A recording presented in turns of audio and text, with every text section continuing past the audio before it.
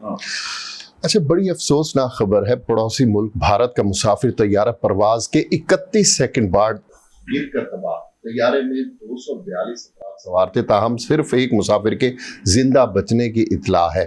Media reports کے مطابق احمد آباد شہری آبادی پر طیارہ گرنے کی وجہ سے 300 سے زائد ہلاکتیں اب تک ہو چکی ہیں۔ یہ بہت افسوسناک ہے۔ اس میں انسان تھے، اس میں مسلمان بھی تھے، ہندو بھی تھے، سکھ بھی تھے، گورے بھی تھے، مختلف نیشنلٹیز۔ تو مجھے تو دکھ ہوا۔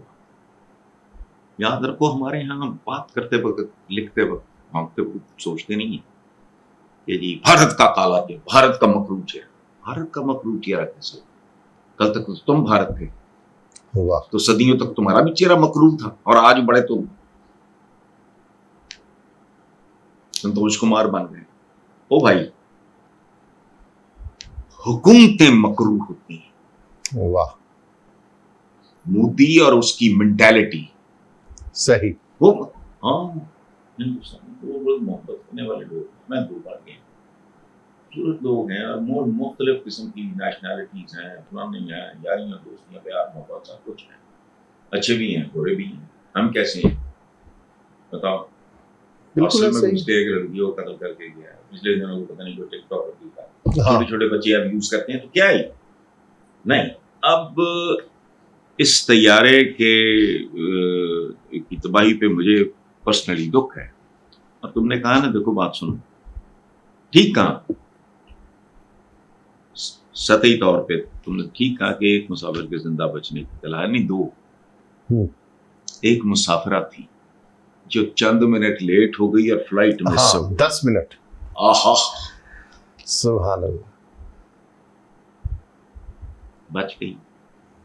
جب اس نے طیارے کی تباہی کی خبر سنی ہوگی، اس نے شکر ادا کیا ہوگا۔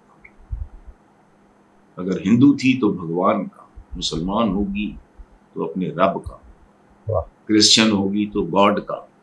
اچھا ہوگا میں لیٹ ہوں، جب تک یہ خبر نہیں ملی ہوگی وہ اپنے آپ کو کوس رہی ہوگی۔ ایسے ہی ہے، ٹھیک ہے، صحیح۔ یہ افسوسناک ہے، بس اس سے زیادہ کچھ نہیں۔ میں تعزیت کرتا ہوں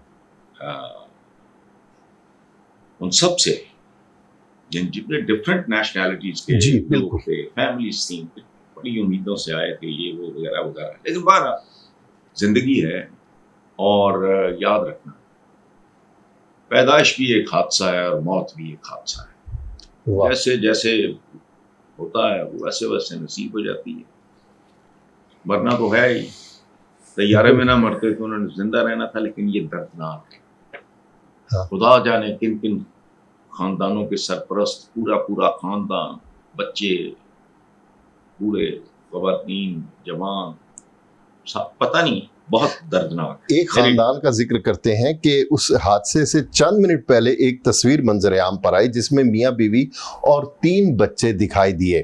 یہ خاندان بھارت کو ہمیشہ کے لیے خیر بات کہہ کر برطانیہ میں مستقل سکونت اختیار کرنے جا رہا تھا۔ پتہ نہیں اس دن کے لیے انہوں نے کتنی دعائیں مانگی ہوں۔ کاش ہمارے آقا کا انہوں نے ایک فرمان پڑھ لیا ہوتا، دعا مانگنے سے پہلے سوچ لو کہ کہیں قبول ہی نہ ہو جائے۔ واہ، سبحان اللہ۔ یہ ہوتا ہے میرے ساتھ زندگی اچھا، 3-4 ایسے موڑ ہیں، دعا مانگی قبول ہوئی، بعد میں سر پیٹتا رہ گیا۔ پھر میں نے پڑھا، میں نے کہا پروردگار، دعا مانگتا ہوں مشہور، مگر میرے لیے بہتر ہے، میرے حق میں بہتر ہے۔